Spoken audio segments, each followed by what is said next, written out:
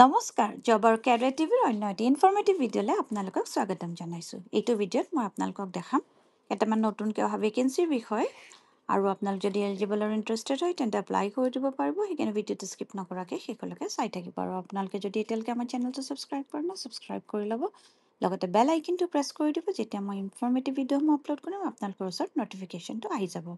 আহকচোন আজিৰ ভিডিঅ'টো আৰম্ভ কৰোঁ। এই ভেকেঞ্চিসমূহ আহিছে চৰাইদেউ ডিষ্ট্ৰিক্ট জুডিচিয়াৰীৰ ফালৰ পৰা আৰু ইয়াত 7টা এছিষ্টেণ্ট ডাটা এণ্ট্ৰি অপাৰেটৰ পিয়নৰ ভেকেঞ্চি ওলাইছে। আপোনালোকক বাকী ডিটেইলছসমূহ মই এতিয়া দেখাই যাওঁ। প্ৰথম ভেকেঞ্চিটো হৈছে অফিচ এছিষ্টেণ্ট। ইয়াত 3টা পোষ্ট ওলাইছে। 15,000 টকা চেলাৰী পাৰ মান্থ হ'ব। ইয়াৰ কাৰণে গ্ৰেজুৱেট ফ্ৰম এনি ডিচিপ্লিন যদি হয় আপোনালোকে এপ্লাই কৰিব পাৰিব। লগতে basic word processing skill, computer typing speed এইখিনি বিচাৰিছে আৰু ইয়াৰ যোনটো মোড অফ চিলেকশ্যন হ'ব interview plus computer skill test হ'ব।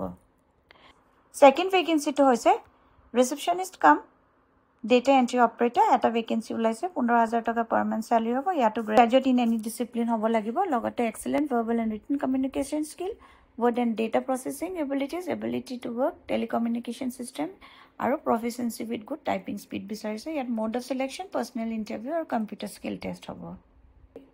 থাৰ্ড ভেকেঞ্চিটো হৈছে পিয়নৰ। ইয়াত 3টা পোষ্ট ওলাইছে। 10,000 ৰুপিজ চেলাৰী পাৰ মান্থ হ'ব। ইয়াতে আপোনালোকৰ কোৱালিফিকেশ্যন বিচাৰিছে 8 পাছ, 9 পাছ, 10 পাছ, 11 পাছ আৰু 12ত যদি পঢ়ি আছে তেতিয়া আপোনালোকে এপ্লাই কৰিব পাৰিব।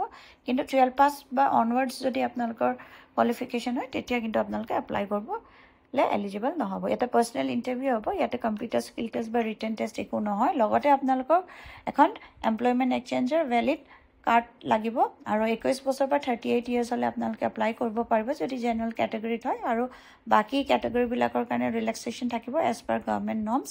এপ্লাই কৰাৰ প্ৰচেছটো আপোনালোকে যোনখন আছাম গেজেট পাৰ্ট 9 ফৰ্ম আছে সেইখনত এপ্লাই কৰিব পাৰিব। আপোনালোকৰ সকলো ডকুমেণ্টছবিলাকৰ ফটোকপি কৰিব, তাৰপিছত চেল্ফ এটেষ্ট কৰি লগতে 2খন ৰিচেণ্ট পাছপৰ্ট চাইজ ফটোগ্ৰাফ এইখিনি পঠাই দিব লাগিব। Chairman district legal service authority Charaideo Sonari, pin 785690 Assam.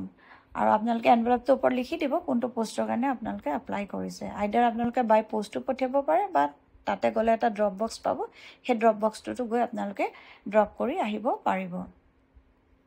The complete application form should rich the district legal service authority Charaideo. এইটো ইয়াতে গৈ পেলাই আপোনালোকে ড্ৰপ কৰিব বা আপোনালোকে বাই কুৰিয়াৰ পঠাই দিব পাৰিব। আৰু যোনটো লাষ্ট ডেট হ'ব পোষ্টটোৰ কাৰণে এপ্লাই কৰা সেইটো হৈছে 2 আগষ্টৰ ভিতৰত আপোনালোকে এপ্লাই কৰিব পাৰিব।